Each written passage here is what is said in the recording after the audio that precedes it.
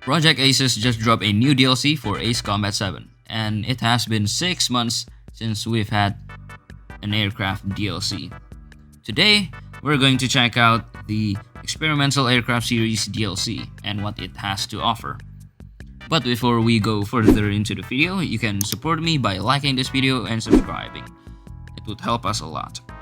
The Experimental Aircraft Series DLC was released on April 28th, 2021. It was on sale for $15 alongside the base game of Ace Combat 7, having a 75% discount, and the other DLCs having a 50% discount. This DLC features 3 new aircrafts and some other skins. Now let's check out the aircraft that has been added in this DLC. So the first one we're going to look at is the F-15S MTD. Basically, it is an F-15 with the unique features of additional canard wings on the front and a 2D thrust vectoring nozzle as its engines. These unique features help the F-15S MTD perform superior maneuverability compared to the previous versions of the F-15.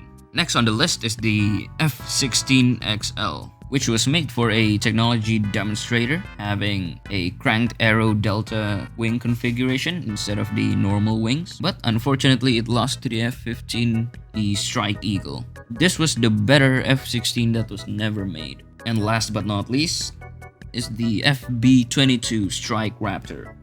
It is just the F-22 Raptor with the unique feature of having a delta wing configuration, which allows the aircraft to bring more weapons without compromising the stealth features, which makes it look like a flying Dorito.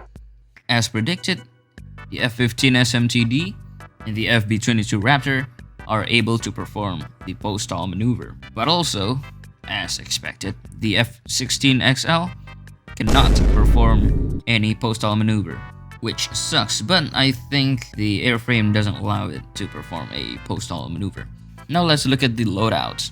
Many of you have tried to guess the correct loadout, but really no one got it right. The F-15S MTD can bring high-powered air-to-air missiles, high-velocity air-to-air missiles, and the fuel-air explosive bomb, the tiny nuke.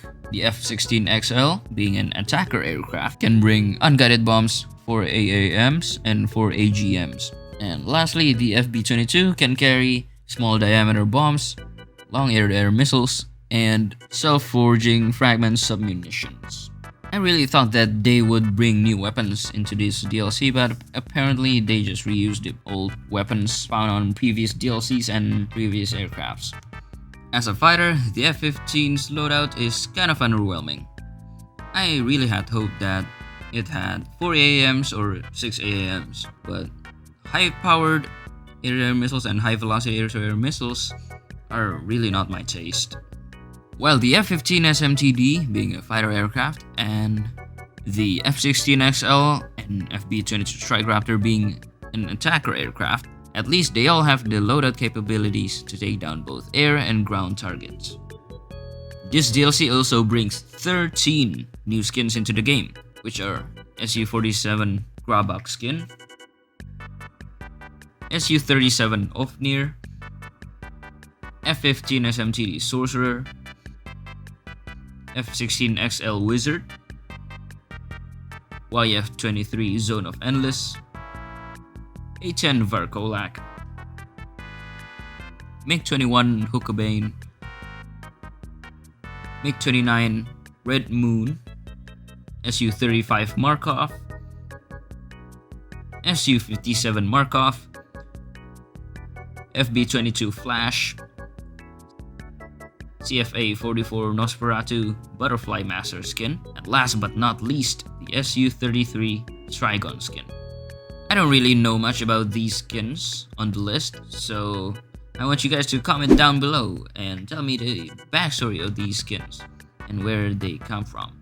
And that is it for this video. I think this was a nice addition to Ace Combat 7, with the updates and DLCs being released only 3 to 4 times or even twice in a year. And although the aircrafts were nice, we would like to see more missions, either free or paid, but preferably free missions so that we can test our new aircrafts in new environments. We've already seen 9 new DLC aircrafts added into the game.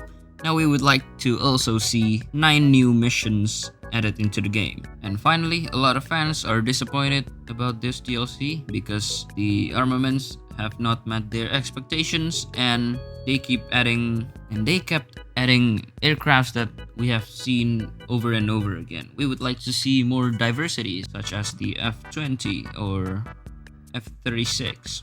And that concludes this video. Which aircraft do you think is the best from this DLC, and which skins do you like the most? Thank you so much for watching, and I'll see you guys in the next one.